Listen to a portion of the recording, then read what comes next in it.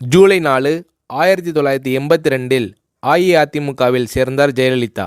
ஜெயலலிதாவை கொள்கை பரப்பு செயலாளராக கடலூர் மாநாட்டில் நியமித்தார் எம்ஜிஆர்.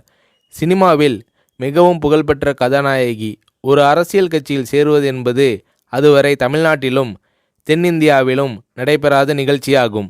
அந்த வகையில் அரசியலில் சேர்ந்து சாதனை படைத்த முதல் பிரபல நடிகை ஜெயலலிதா தான். அந்த பெருமை அஇஅதிமுகவுக்கு தான்.